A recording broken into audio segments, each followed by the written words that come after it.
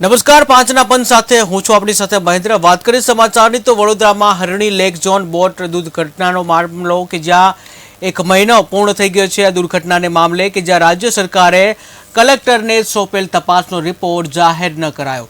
કલેક્ટરે સરકારને રિપોર્ટ સોંપી દીધો છતાં હજી સુધી રિપોર્ટ જાહેર નથી કરાયો। જ્યાં રિપોર્ટ જાહેર કરવાની માંગ સાથે સામાજિક કાર્યકરોનો અનોખો વિરોધ સામે આવ્યો છે।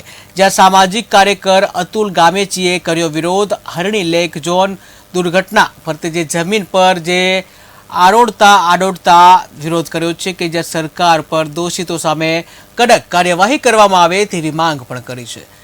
તો હરણી લેક ઝોન દુર્ઘટના જે છે એનો આજે એક મહિનો પૂર્ણ થયો છે, ત્યારે આ રિપોર્ટને હજી જાહેર કરવામાં નથી આવ્યો। સરકારમાં રિપોર્ટ જમા કરાવી દેવામાં આવ્યો છે, પરંતુ રિપોર્ટ જાહેર કરવામાં નથી આવ્યો અને આખરે રિપોર્ટ જાહેર ન કરાતા સામાજિક કાર્યકર દ્વારા અનોખી રીતે વિરોધ કરવામાં આવ્યો છે કે જ્યાં જમીન પર આડોડતા જે વિરોધ નોંધાવવામાં આવ્યો છે। વડોદરા શહેરના હરણી વિસ્તારમાં આવેલ લેક ઝોનના ગેટથી જ્યાં બોટ પલટી મારી હતી ત્યાં સુધી અર્ધનગ્ન અવસ્થામાં ગબડતા આવ્યો છું। મુખ્ય ઉદ્દેશ્ય એ છે કે આ લેક ઝોનની અંદર પીપીપી મોડેલ છે, એટલે વડોદરા મહાનગરપાલિકા, શાળાના સંચાલકો, કોન્ટ્રાક્ટર આ તમામ સામે કાર્યવાહી થવી જોઈએ।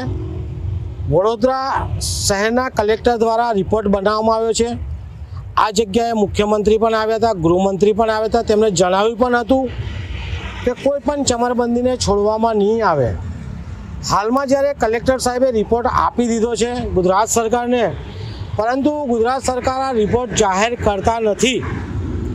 આજની તારીખે 1 મહિનો પૂરો થઈ રહ્યો છે। 12 બાળકોના પરિવાર નહીં, 2 શિક્ષકોના પરિવાર નહીં, વડોદરા શહેર નહીં, ગુજરાત નહીં, પરંતુ ભારત અને વિશ્વની નજર આ રિપોર્ટ પર છે કે કોણે સજા કરવામાં આવી છે।